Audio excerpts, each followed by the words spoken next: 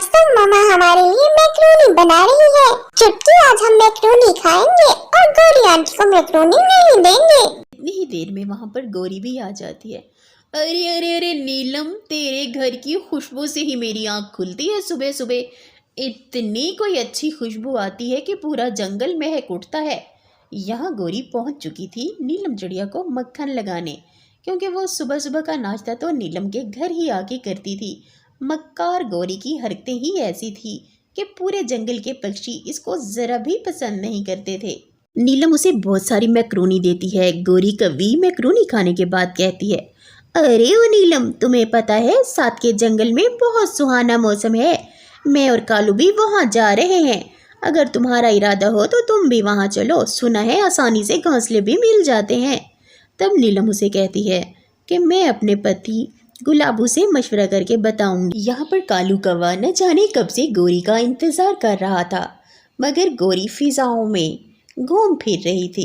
तभी वो कालू कौवे के पास आती है और कालू कौवा उसे कहता है, अरे गौरी, तुम्हें नहीं पता हमने दाना चुगने जाना था। इतनी धूप हो गई है, कहाँ थी तुम अब तक?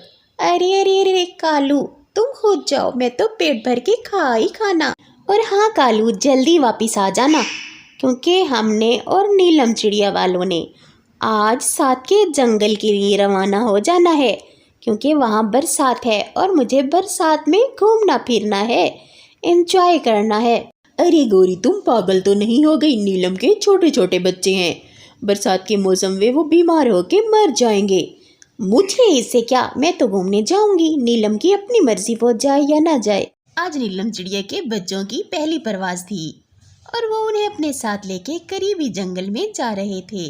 करीब के जंगल में दाना चुगने के लिए गौरी कौवी और काला कौवा भी उनके साथ थे। सब बहुत अच्छे दोस्त थे, लेकिन करीब के जंगल में तो तूफानी बारिश शुरू हो गई। अरे गौरी, देखा, अब वो नीलम के मासूम बच्चे भीग जाएंगे और प्रवास भी नहीं कर पाएंगे। इधर नीलम भी अपने बच्चों को लेकर बहुत परेशान हो रही थी। गुलाबू चिड़ा भी बहुत परेशान था। वो बेचारा कभी इधर देखता कभी उधर। अरे नीलम, लगता है हमने इधर आकर गलती कर दी है, हमें वापस लौट जाना चाहिए। तब नीलम चिड़िया कहती है, मुझे क्या खबर थी ऐसा हो जाएगा। गुलाबू, अगर मुझे पता होता तो मैं अपने बच्चों को कभी भी इस तरफ ना लाती। गुलाबू जी, आप बच्चों का ध्यान करो, मैं घोंसला ढूंढने जाती हूँ। तब नीलम चिड़िया वहाँ से निकल पड़ती है। बहुत ज्यादा उड़ान भरने के बाद उसे एक जगह गौरी कौवी और काला कौवा नजर आते हैं। अरे शुक्र है काला, हमें तो घोंसला मिल गया। ठंडे ठंडे मौसम में मैं तो खूब नींद के मजे लेने वाली हूँ।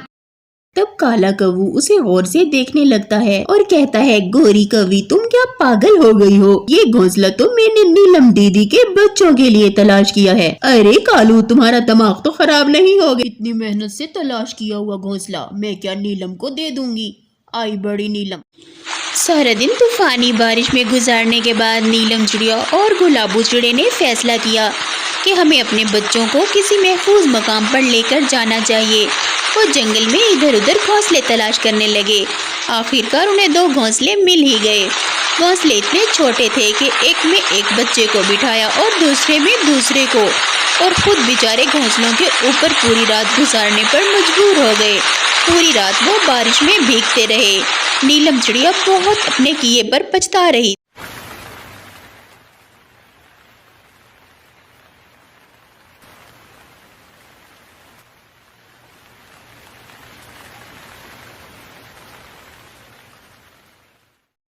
उधर नीलम चिड़िया और उसके बच्चे बीमार पड़ रहे थे। इधर गौरी जंगल में बारिश को एंजॉय कर रही थी और कालू बहुत ज्यादा चिंतित था। अरे गौरी, हमने अच्छा नहीं किया। नीलम के मासूम बच्चे न जाने किस हाल में होंगे, हमें कम से कम उनकी खबर तो लेनी चाहिए। आराम से बैठे रहो कालू, हमें कोई जरूरत नहीं है उनकी खबर लेने की। अच्छा है, मर गल जाएंगे, जान छूट जाएगी हमारी इनसे हमेशा के लिए। गौरी, तुम कितनी मुनाफिक हो, तुम्हें मासूम बच्चों की भी चिंता नहीं है। तुमसे बुरी दोस्त तो कोई दुनिया में हो ही नहीं सकती। नीलम ने धोखा खाया है तुमसे। नीलम, तुम्हें हिम्मत करनी होगी और हमें वापस चलना होगा अपने जंगल। 2 दिन से भीग भीग के तुम्हें तो बहुत तेज बुखार आ चुका है। हमारे बच्चे भी ठंड से मर जाएंगे। हम 2 दिन से भूखे प्यासे हैं।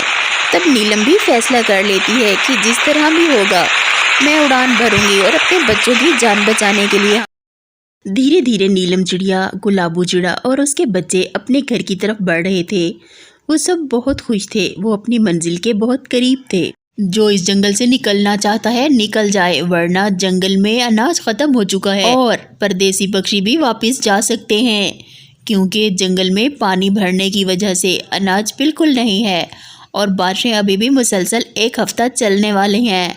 जिसके पास अनाज मौजूद है वो अंदर बैठ के बारिश को एंजॉय कर सकता है, वरना जिनके पास अनाज नहीं है वो वापस जा सकते हैं।